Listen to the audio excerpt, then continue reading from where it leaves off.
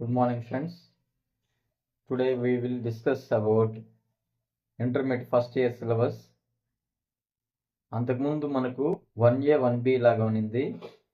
కానీ ఈ 25-26 సంవత్సరంలో 100 మార్కులకు గాను ఒకే ఎగ్జామ్గా సిలబస్ చేంజ్ అయింది.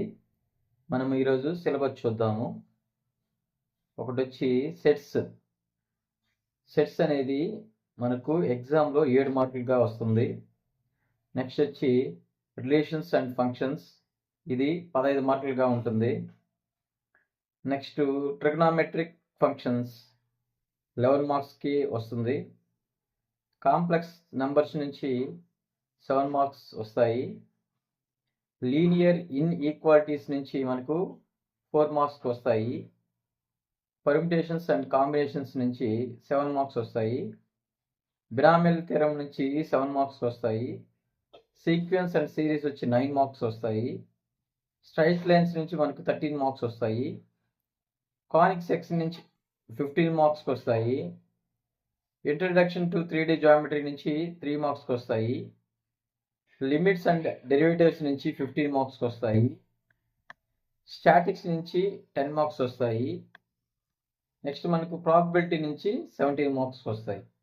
మనకు మొత్తము 1 mark questions, 2 marks questions, 4 marks questions, 8 marks questions మొత్తం కలిపి 140 మార్క్స్ ఉంటాయి.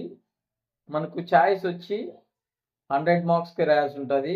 40 మార్క్స్ మనము వదలొచ్చు, అంటే రిమూవ్ చేసుకోవచ్చు.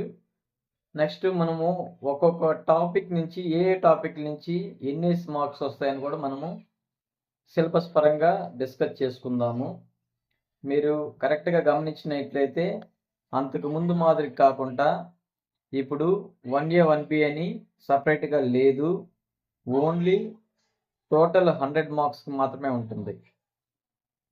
కాబట్టి మీరు ప్రతి ఒక్క టాపిక్ తీసుకొని దానిలో సబ్ టాపిక్స్ ఎన్ని ఉన్నాయి, దాంట్లో మీరు వెయిటేజ్ ఎంత అనే విషయాలు మనం ముందు వీడియోలో చాలా క్షుణ్ణంగా తెలుసుకుందాం. Thank you. Please subscribe my channel.